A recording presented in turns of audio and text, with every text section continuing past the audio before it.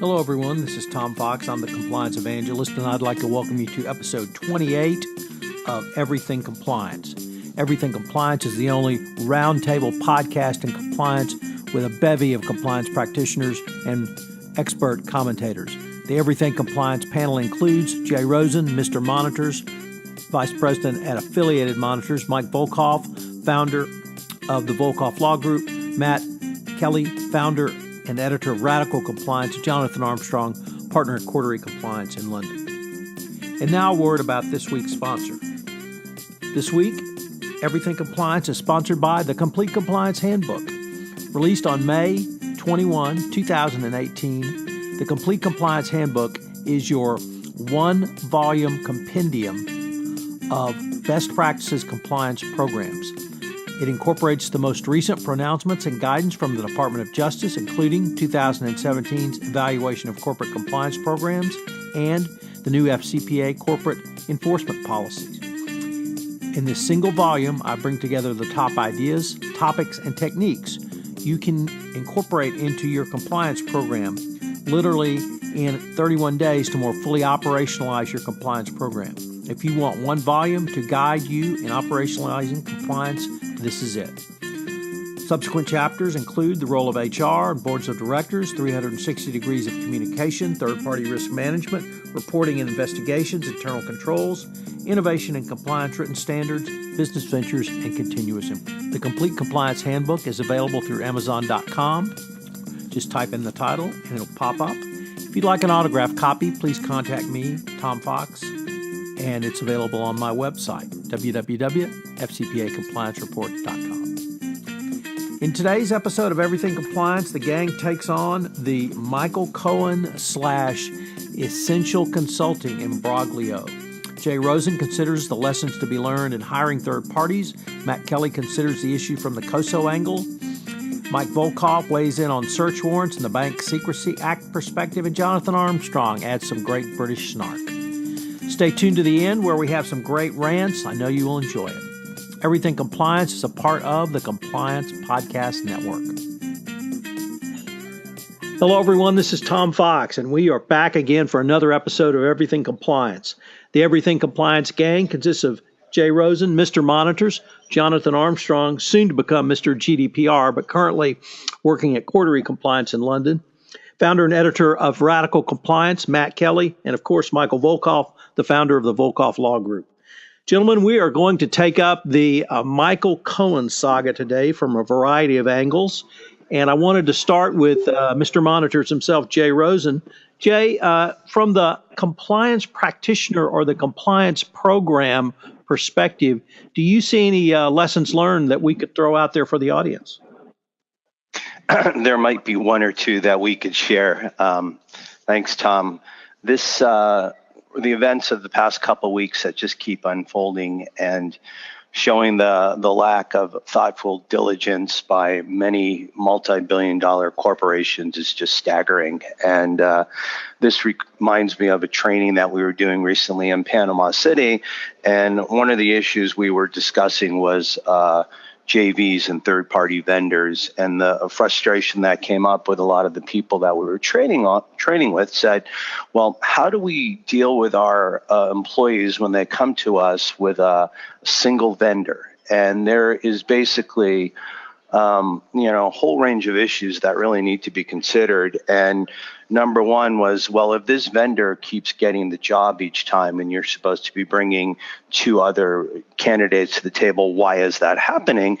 And the person who was trying to keep slipping their favorite choice through was saying that there was a single vendor and that what you needed to do was to prove that it's possible that this person was the only person who had the skills who could do this specific engineering task, but you really needed to go through and to do the diligence and demonstrate on there. So that's number one, why is somebody so special, why they're selected? And if we're looking at the subject matter that's under the microscope now, that why a large communications company or why a large global pharmaceuticals company, why would they choose someone who is so ill prepared and was a bad fit for the job? That, how could you go in there and even after having that meeting and realizing that this person did not possess the requisite skills to go forward, how could you sign a contract that you could not pull the plug on and that it would go for over a year? So there really is a triage process that we see that you need to go through, and seem to be many missteps along the way where there are opportunities to due diligence to find out whether or not Michael Cohen was qualified to represent and speak to the ACA, or was knowledgeable about net neutrality and could speak to the issue of communications, mergers, and acquisitions. So we just really, back to your original point, Tom, about are there teaching moments and are there things that stand out? Those are the initial thoughts that come to mind. So now let me turn to Matt Kelly, because Matt, you wrote a very interesting piece where you talked about a COSO perspective or a COSO framework, particularly around control activities and a control environment. So what did you see from that angle that so piqued your interest? Well, thank you, Tom. That came about because of an earlier post I had written in, I think, around May 11th or so. AT&T had won a corporate ethics award on May 8th. And that was the day that news broke that many different companies had been paying Michael Cohen very large sums of money, including AT&T. And so that scandal came out several hours after the compliance staff received an award down in Texas, and everybody was there for a nice luncheon. There's a nice photo of the senior executive and the chief compliance officer at AT&T getting that award. And then it all got ruined by this news, or not ruined, but overshadowed by this news that AT&T actually was paying Michael Cohen. And it really does not look very good. So that led me to kind of tease out the fact, and I want to be clear when I talk about AT&T that I know some of the compliance staff at AT&T, and I think they do a good job. I think they have a difficult job, and I do believe that a lot of the staff at AT&T do deserve the awards and accolades that they get for working hard. But that is all in the realm of what we would call control activities, according to COSO and its effective internal control framework and all of that.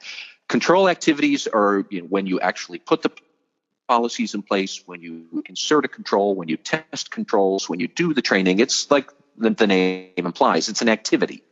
And those are all important. You cannot have good internal control or compliance without the actual activities. That said, another part of effective internal control, and I think an effective compliance program, would be under the control environment, and that is the tone at the top. That's the messaging from the executives. That's the desire to hold people accountable, the desire to do the right thing. It's a much more ephemeral sort of element than control activities. But what AT&T did with Michael Cohen clearly was a flaw in the control environment. And I was just really struck by how a flaw in the control environment, a poor control environment, can overshadow all the other hard work that lower level people do in the activities that go into a strong internal control environment, a strong compliance program, all of that, So you have the award, that's good, you deserve it, but nobody's going to remember that AT&T won the award. They're going to remember that a different part of AT&T thought it was a good idea to put this contract with Michael Cohen on the express train to approval. They paid him an exorbitant amount of money, far beyond what they would normally pay a lobbyist. They were using him supposedly to consult with very sensitive matters in front of the Trump administration, when really Michael Cohen had no expertise in telecom policy or in antitrust mergers. He simply had Donald Trump's personal cell phone number. To this day, we don't know where the $600,000 that they paid Michael Cohen, where did that money actually go? How was it actually spent? Did it wind up getting transferred to other account, because we cannot put it past this administration and Michael Cohen that maybe he is going to be a conduit to a bribe that would go to some senior administration official to influence policy in favor of AT&T. Nobody's made that allegation yet, but the facts that we know can be aligned to paint that picture. And I was really struck that in any other country in the world, a compliance officer would have told AT&T executives, you cannot do that. That's a violation of the FCPA, or at the very least, our FCPA risk is going to be up to our eyeballs. Anywhere else, but here, it was okay. What is the distinction? And while they might say that's because there's not a criminal bribery act here, it just does not pass the smell test. We don't know enough about what due diligence did or did not go into signing this contract with Michael Cohen. We don't know who thought this was a good idea. I'm glad to see that they did put somebody out to pasture for that. It shows some awareness of control environment, because holding people accountable is part of a strong control environment. But it would have been a whole lot stronger if they had done their better due diligence long before this contract mess came out. It eclipsed the hard work that most AT&T compliance people did, and it really rubbed me the wrong way, because, like I said, these are hardworking people, and it got eclipsed by just some dunderheaded thinking at the senior most ranks of AT&T. Well, I can't wait for your rant today. Tom, yes. Can I ask Matt a question? Now, I hesitate to sound, from our view across the pond as somebody who's, not sharing your pain on this. And I also don't want to say I told you so. But I've had a debate with US clients over many, many years about their FCPA policies. And yes, they mostly call them FCPA policies, not anti-bribery policies. And the debate goes like this. Ordinarily, an FCPA policy in its worst format spends maybe 3 pages telling you what a public official is, and then says, these are the guys you can't bribe. You can't bribe a foreign public official. And I've had the conversation maybe 20 times of saying, do you really want to say you can't bribe a foreign public official? Or do you really mean to say you shouldn't bribe people? Because they're sort of 2 different things.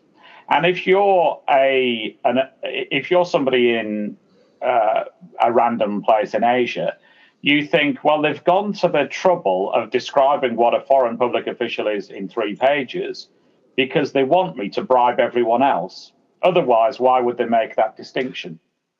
And I just wonder if this isn't another problem from the same lack of solution, i.e., because many US corporations have concentrated on foreign bribery, foreign corruption, and because their policy talks about that all the time, if these corporations' policies have said, don't make payments which don't stand up to scrutiny, would we have had this problem? But have we almost told people to look for the wrong problem, or at least only one of the many problems in making payments to people that are open to scrutiny? I think that's a very valid point to put forward, Jonathan. And you're right. If it were up to me, I would start with a big, bold-faced headline at the top of the anti-bribery policy.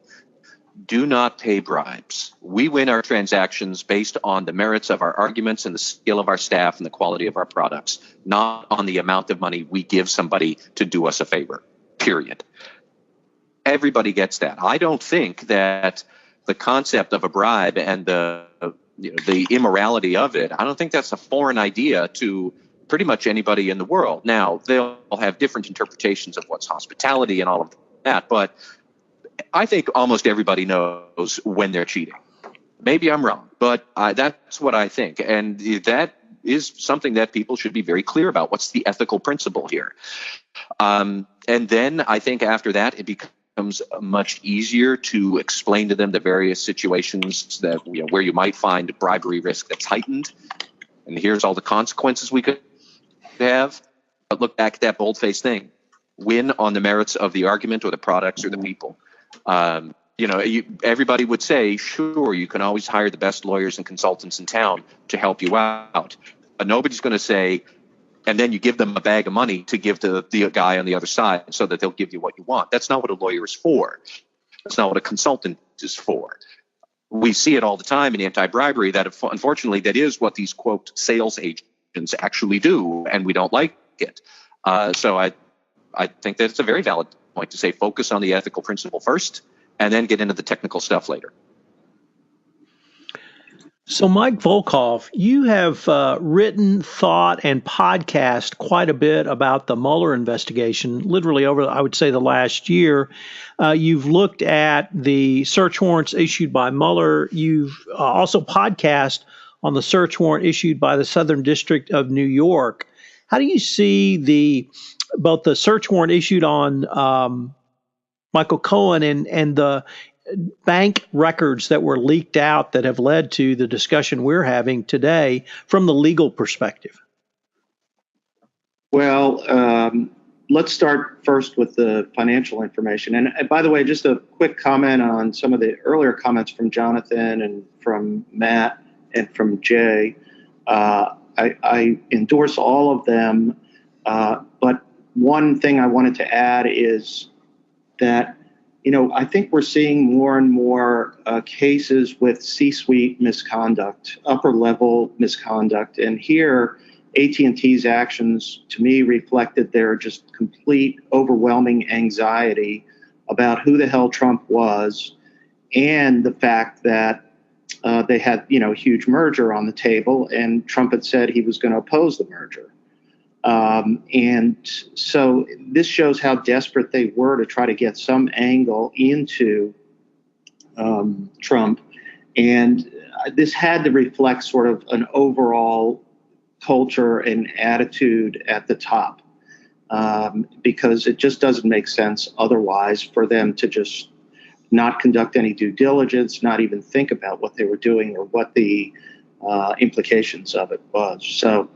But let's go to the legal issue. I think there are a lot of really fascinating legal issues going on right now. One, the leaking of the material from FinCEN, which I think is really, and that would be the suspicious activity reports, is clearly a crime. We don't know how it occurred. We have this one story that just came out about how it was a whistleblower or somebody from the inside who could not find some of the reports and was concerned that there was a cover-up in place. And then we heard an explanation that some highly sensitive SARs are sometimes not made available to everybody through the law enforcement database. Who knows? I don't know exactly. I find it hard to believe that the information could be taken out of the system and somehow. But this could have been somebody's mistaken belief that led him to do that. So I think what's interesting is that, and there supposedly are more SARs relating to another $3 or $4 million worth of transactions. To me, the interesting part about all of the money is not that he got it, but where did it go? And that's going to be the interesting thing to me. And did he actually, shake down the Qataris, Michael Cohen shake down the Qataris, and also make it clear that some of the money was going to go to some of the Trump family members. To me, that's the real indication, the real importance of all of this. However, I will say this. I do think there's a big issue here by the fact that Mueller referred this out of the special counsel's purview and sent it to the Southern District of New York. And now we're finding out that every one of these sort of leads or transactions Mueller followed up on, meaning he went and interviewed AT&T. He went and interviewed Novartis. He interviewed Ford Motor Company, who Cohen had tried to shake down for money as well. And I think the interesting point about that is why did he refer this matter out? Did he find that there were no connections to the Russia part of his purview and the collusion or anything like that? We know he interviewed, for example, Vekselsberg, the oligarch, when he showed up at the border. And if there was real payment and quid pro quo type of election support from any of from Vekselsberg or others, he would have kept it. And the fact that he passed it on means that these leads are drying up. And it goes to my point overall on the collusion part of the investigation. Mueller doesn't have it yet. Mueller doesn't have enough evidence for collusion yet and assistance and support. Now, that's not to say that there's some people who still have to be heard from, like Roger Stone, like Manafort, if he ever flips, Cohen himself, and even Jared, if they put pressure on him, given his outright sort of bribery activity. So I think there are a lot of legal issues here circling around Cohen. Cohen is a dead man walking. And the question that he will face in his life is whether he wants to go to jail for 20 years or he wants to cooperate. And, how that comes out, I think he'll flip in a heartbeat, but we'll have to see. But the SARS issue, and, look, Avenatti is a great marketer, and he goes out there and demanded the release of the SARS, and, he's almost begging people to bring him information, and I think that's what happened in this case. Somebody took the information and brought it to him, and he used it effectively. So, anyways, those are my thoughts on that, and we'll have to see. Cohen is quite a character, to put it mildly. So let me throw out a question. Mike, let me ask you this question. Oh, sorry, Tom. No, go ahead, Matt. Well, my question for you, Mike, is more, let's say Mueller did look at all of this information and he didn't find that there was any collusion with Russia. But I'm wondering, could there still be some sort of obstruction of justice charge? Like, is that, if there were some sort of improper payments or funneling from companies to Cohen to Donald Trump on some offshore account or something like that, it's a big if. I'm not saying it happened. But if Donald Trump was afraid of something like that, and that's why he fired Jim Comey and is trying to shut it down, like, does that qualify as an obstruction charge that could somehow get him tripped up, I don't know, either by Mueller or some other prosecutorial avenue? No, I think that the interesting question to me is he definitely has an obstruction case. There's no question in my mind. But he's not going to bring it, or he's not going to recommend just bringing it solely when he can't answer the basic question of, well, if he didn't engage in Russian collusion, why would he obstruct justice? Well, the real reason that he was obstructing justice and didn't want anybody looking into anything, and his freak out over Cohen, is the fact that he either was taking some of this money, or he has a long history of money laundering with Cohen. And when you read more and more about Cohen in the real estate transactions, I mean, they were laundering money for the Russians. And there's no question we have high real estate transactions that make no sense in New York City as well as Florida. So to me, the really interesting question is, we're going to have obstruction, but we're going to have this part of the investigation that provides the motive for the obstruction, which is going to be in the Southern District of New York. And so then let's say SDNY, they bring the case against Cohen. Cohen flips, cooperating in the SDNY case because there are going to be co-conspirators involved with him there. And he's going to get charged in a huge conspiracy. But then Mueller is going to say, well, we want to debrief and we want part of Cohen as well. I don't think the case would then go, they can't move the whole case back to Mueller. So I think what's going to happen is they're going to be coordinated and working together. And then what happens with the Trump part? You then transfer, you submit a report to Rosenstein that references an ongoing investigation in the Southern District of New York. It seems to me like you've got to marry those up at some point for what gets delivered to Congress. That's where we're headed. And it's an interesting issue to me about how you navigate all this, given the politics, the special counsel, regulations, and the fact that the SDNY is going to create a huge related case. And frankly, I think they're going to uncover money laundering activities with the Russians that predates the election. And that's where, if you guys have any predictions as to where that may go and may happen, I have no idea. I mean, your guess is... I think you're 100% right. Yeah. Jonathan, you had a question for Mike. Yeah, I've got another question, Mike. I was over in the US a week or so ago and surprised with my distant eyes to see Rudy Giuliani all over this. So how good a job is he doing? And tactically, why do you think he's involved? Well, I think it's a pure political play right now of witch hunt to discredit Mueller.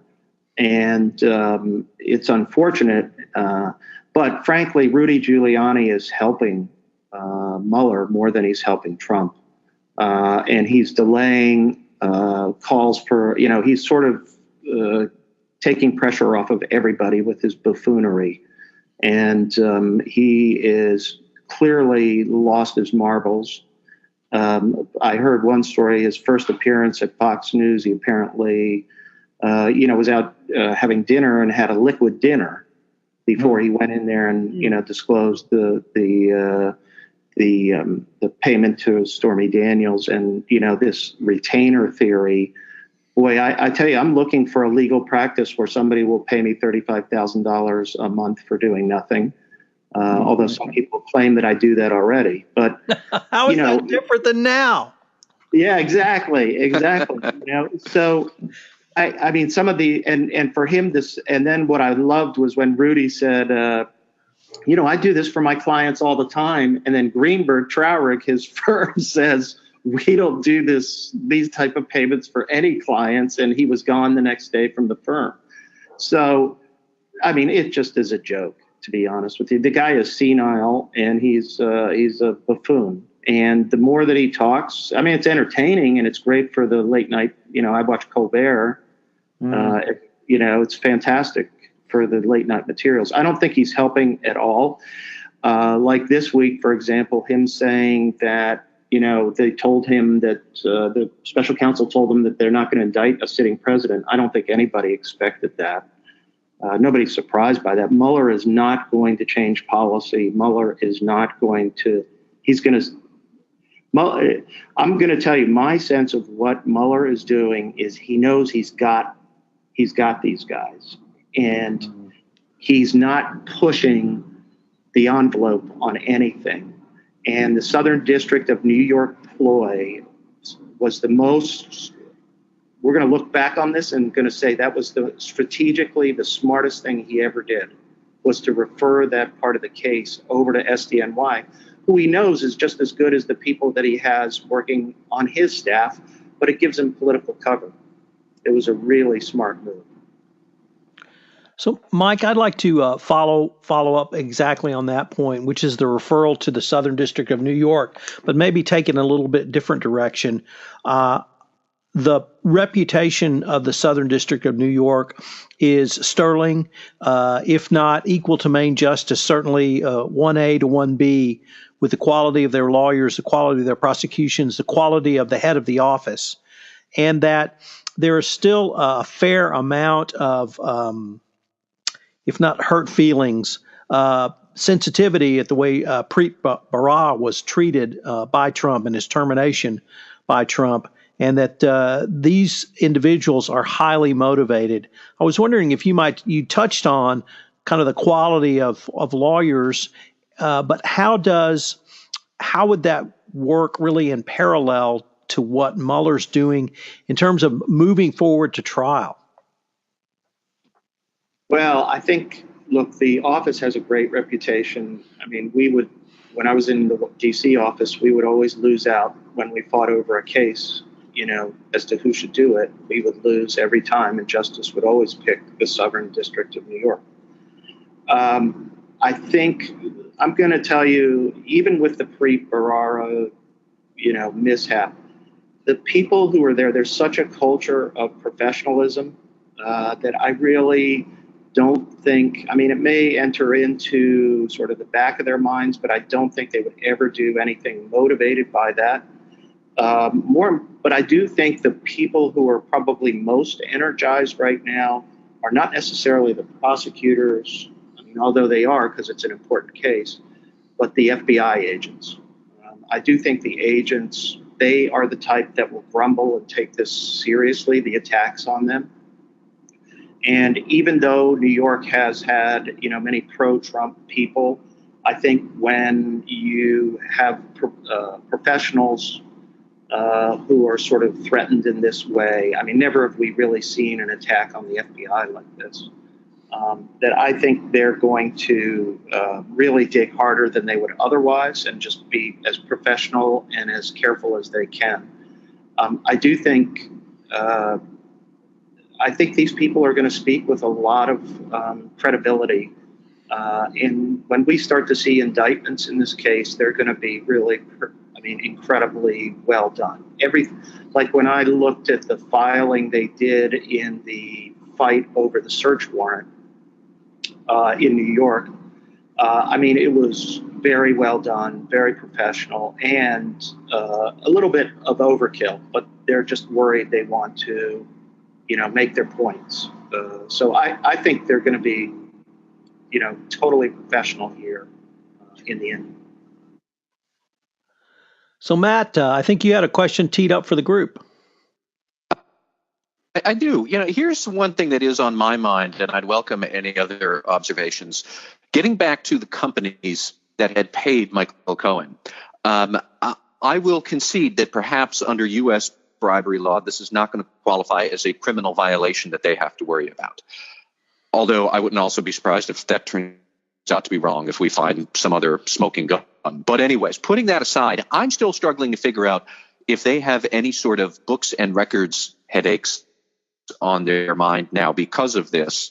That, like I said before, clearly, if Michael Cohen was the fixer for Justin Trudeau up in Canada or for the president of Mexico, and they were paying him, the SEC would be all over this, looking for documentation of who was this sales agent. And if you go through the criteria under FCPA guidance of how you would evaluate a third party, it's questions like, did this party actually provide services that they had promised? Were they ever in a position to do that? Were you paying them a commensurate rate to their competitors? All of those answers to those questions are no under the Michael Cohen scenario. It's just there's no criminal violation because it happened here. But I'm still struggling to figure out whether the Securities and Exchange Commission, at least in theory, they could wind up, they could explore a books and records violation under federal securities law on the accounting side, because this still looks to me like very bogus, fishy stuff just on that. So I don't know what the answer is, but yeah, I keep coming back to the fact that this would be such a big deal for these companies if it were in any other country in the world. But on the civil side, this could still be a big deal, I think. I think you're right, Matt, on that, because, this goes back to, when Judge Sporkin, pushed for the books and records requirement. This was exactly, we had campaign donations that were being paid in cash to various companies that he just was like, how can these public companies be doing this and not reporting it? So these guys all of these companies better put it down accurately. They paid $1.2 million to Michael Cohen for consulting services or whatever you want to call essential consultants or whatever. I don't even know if they had an engagement letter. Who knows? But it better be accurate. And whether the SEC will follow up, I don't think they will, but they should.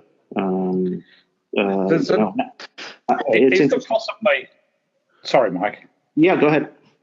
I was wondering if there's possibly another aspect to this as well, to pick up your question, Matt.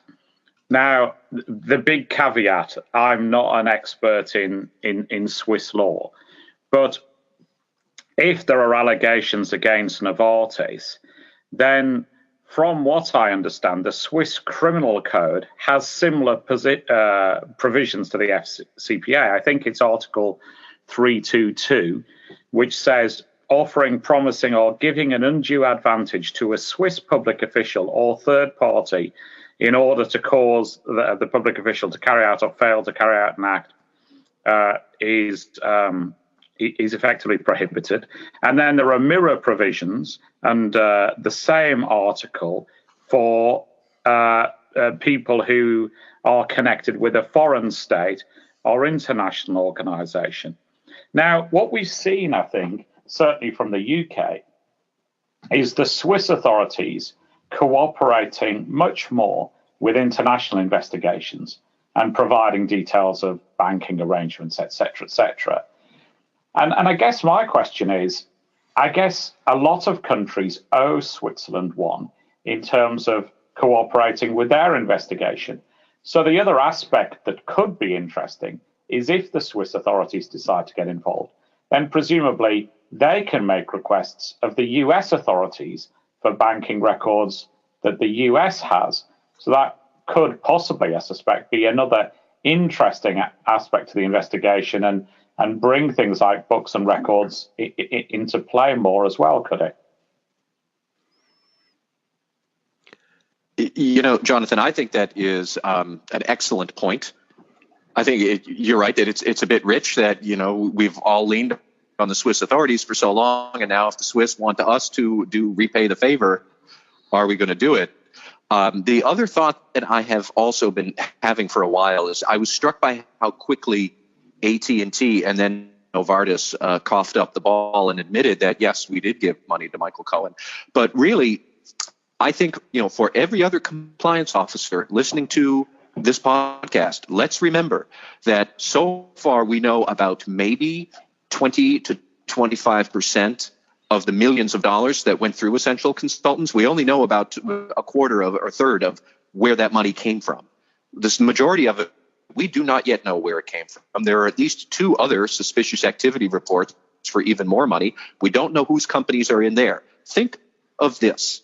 The reason why AT&T and Novartis did their mea culpa so soon is that the fact of dealing with Cohen is a very sharp knife in corporate politics right now. And if the CEOs do not pick it up and cut off their own pinky finger, some other opponent in their organization is going to pick it up and slit their throats because some other person within AT&T or Novartis has it out for the sitting CEOs.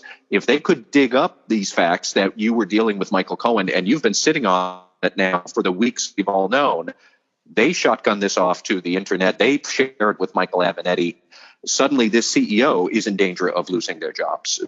So I would just maybe encourage everybody, if you have not already done so, crawl all over your accounting payable department and find out if there is anything within 100 miles of Michael Cohen and Essential Consultants. Because if there is, your CEO, just on politics and survival alone, you need to get that out right now. But I could see some people deciding to stay quiet and hope nothing bad is going to happen. And guys, that's not the way the world's going to work. Something bad is going to happen. You might as well take the hit now. Hey, Matt, internally, you could call that program Drain the Swamp. You could indeed, yes.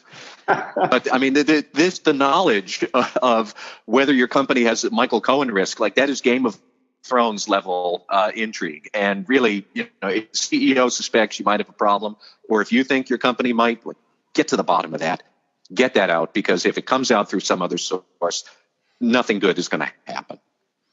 So let me just step back to the internal controls, because I want to use the United Airlines SEC enforcement action under the FCPA as a potentially or perhaps a guide for where the SEC could go with this. United Airlines was agreed to a fine and penalty for an FCPA books and records violation for a domestic bribe, and that was a bribe of the chairman of the Port Authority of New Jersey and New York. But there was actually a bribe in that case paid, and the recipient of the bribe pled guilty to receiving a bribery payment. But the SEC FCPA enforcement action was based upon the United CEO overriding or not following the company's internal control, which was the code of conduct. The code of conduct specified that there would not be a payment or a benefit given to a government official without the approval of the board of directors, and the CEO personally ordered it. We have that exact situation now with Novartis, because the prior Novartis CEO, I should emphasize, had ordered that this contract with Cohen be executed or signed, and the general counsel effected that order.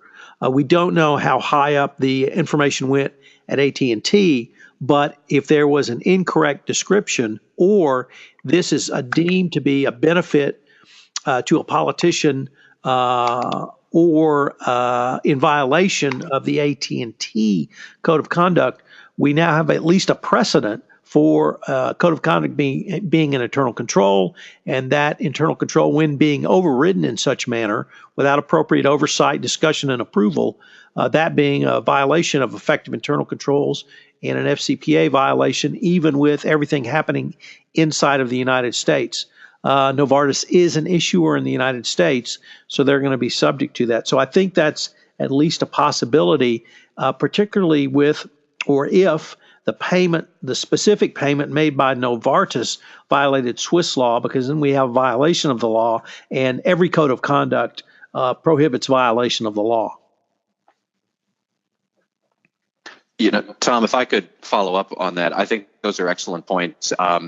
Specific to AT&T first, if the question is how seriously does the company take its code of conduct as an internal control, my guess is that if you're winning ethics awards and touting that, probably you would normally say, yes, our code of conduct is that serious.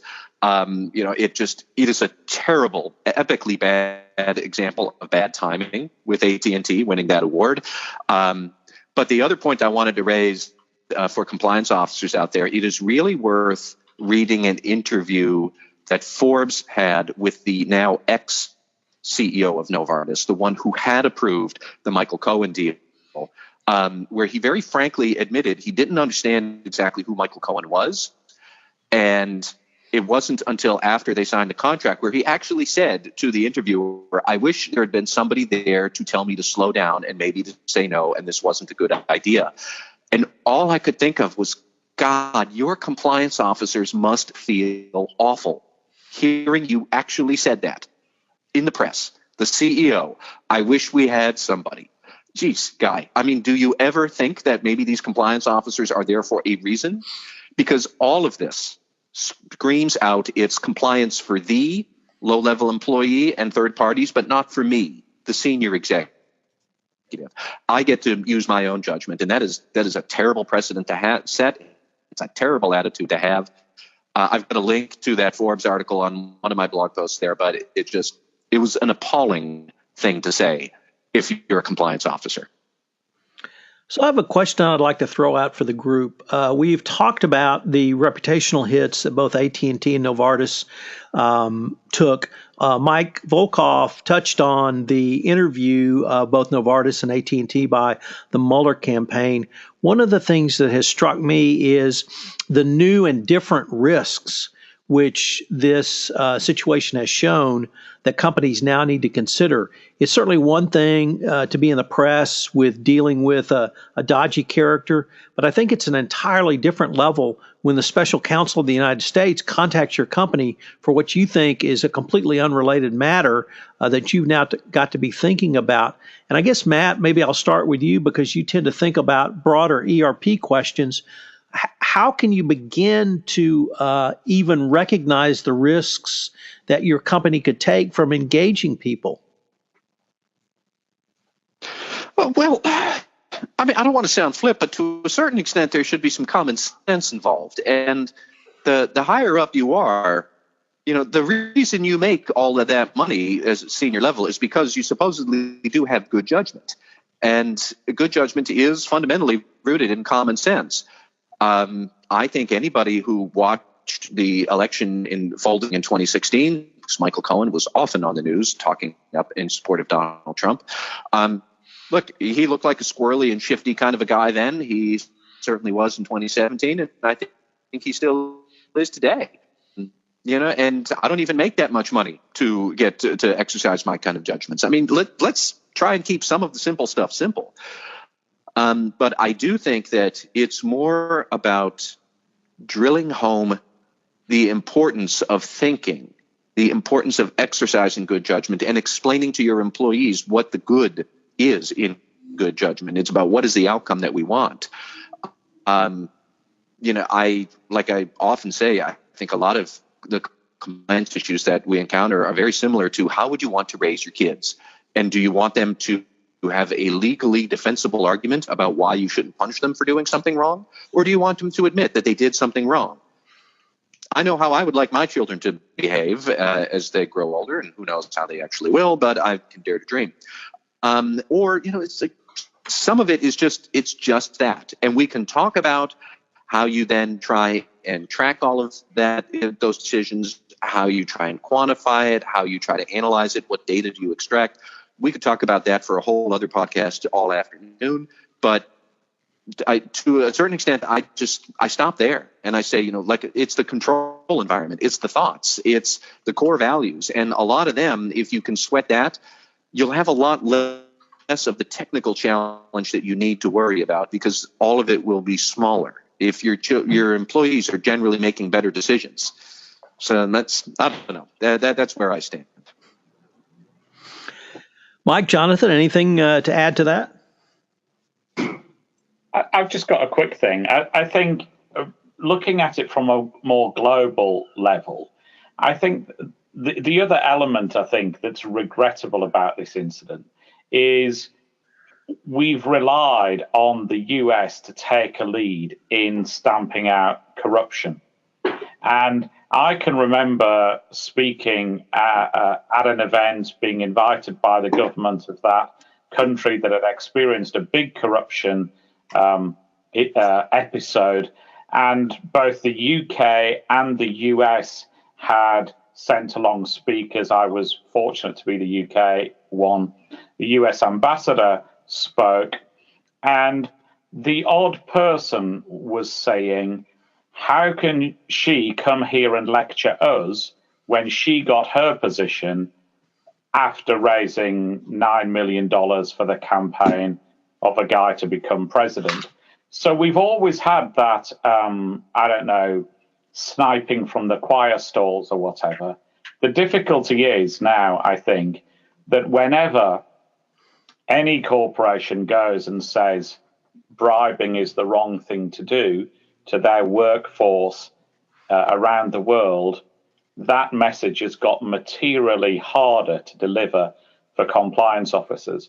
And I think that will be the lasting element of shame, regrettably, from, when all of this is done and dusted. Well, on that cheery note, gentlemen, let's turn to some rants. So I thought we might, we'll just start with Mr. Volkov, then we'll move to Mr. Kelly, swing across the pond to Mr. Armstrong, and then back all the way to Southern California for Jay Rosen. So Mike Volkov, do you have a rant for us? Matt and everyone have sort of touched on it, but it is C-suite misconduct, CEOs. Bumblebee's CEO in the tuna fish price fixing investigation was just indicted. Mr. Winterkorn from VW just indicted. And we have the Panasonic Avionics debacle in the FCPA area, basically run by the CEO, who was ultimately fired. And now we have the Novartis CEO and all of these examples. And so we're starting again with the C-suite misconduct and the devastating impact it has on a company. You can have all the bells and whistles and empowered CCOs working in companies, and it just goes to show you that if the controls don't apply and the program doesn't apply to your C-suite, these are the types of things that can happen. Matt Kelly, you've been on a rant pretty much the entire podcast, but do you have an extra special one for us in our rant section? I feel like I have been doom and gloom enough for this hour, so I'm actually going to go with probably a quasi rave, or at the very least, just an item for everybody's radar screen. As many of you might already have heard, the state attorney general for New York, Eric Schneiderman, he had to resign amid sexual assault allegations the other week. He has been out. And so one of the grand questions now is who might run for office for New York Attorney General in the fall. And I have been a follower of Preet Bharara, since we mentioned him earlier, a follower of his since he was the U.S. Attorney for Southern District of New York. And I've met him personally. I think he's a very effective attorney and a very nice guy. And I listen now to his podcast, Stay Tuned, which is probably the second or third best podcast after all of them that we do with you, Tom. But now the question is, might Preet Bharara run for New York Attorney General? And I was struck that the other day he mentioned that on one of his webcasts, where he said that he, in every way possible, he said he would not run except to actually say, I am not going to run. He did not say that. He said he loved his job and it's a big job and shouldn't we think about it and there's great candidates. In my many years of political observation and reporting, that generally means they're trying to figure out how they can run. Now I see some rumors that maybe he might run as an independent for state attorney general. I don't know if any of that is true. I think New York voters would be well served by Preet Bharara again if he did decide to seek public office. My only beef with Preet Bharara is that earlier this week he said that he is on the Yanni team when does the audio say Yanni or Laurel? Of course, if you hear that audio on the internet, anybody with two brain cells can, in my opinion, see that clearly. That audio says Laurel, but he says it says Yanni, so maybe I would not vote for him if I was in New York, just on those grounds. But otherwise, I think he's a great guy. I think he would be a great attorney general. I'm very curious to see where he might go in his future, and it's worth watching. So across the pond to Mr. Armstrong, anything on your mind? Yeah, I'm changing topic slightly. Inane GDPR re-opt-in emails. In many cases, they break the existing law. It's like emailing a confession to 32,000 of your closest friends. Hopefully they will stop in a week or so. They should have stopped a lot earlier. Jay Rosen, do you have a rant for us? Indeed, I do, Tom. Looking at the Major League Baseball standings in the Eastern Conference of the American League, my Red Sox are playing over .666 baseball, 32-15, and those damn Yankees win 19 in a row or something like that. We got two guys with 15 homers, and it's May. And people are bugging me that the Red Sox ain't going to win. When is this ever going to stop? Out. And now you're in for a real treat because we have a special guest rant from Jim Moore. Jim, you got a rant for us? I do. Keeping with the sports theme, in particular the Boston sports theme, I am going to rant about the refereeing in the last game between the Celtics and the Cavaliers. And I am going to insist that the refs be fair tonight in Cleveland and the Celtics regain control of this series and go on to face Golden State. That's it. Thank you, gentlemen. Hello, everyone. This is Tom Fox again. I'd like to thank you for listening to this episode of Everything Compliance. If you've listened to this podcast on iTunes, I would greatly appreciate it if you would rate our podcast, as it would help in our rankings and also help get the word out about the only roundtable podcast in compliance. Join us again in a couple of weeks when the Everything Compliance gang gets back for another full episode. Everything Compliance is a part of the Compliance Podcast Network.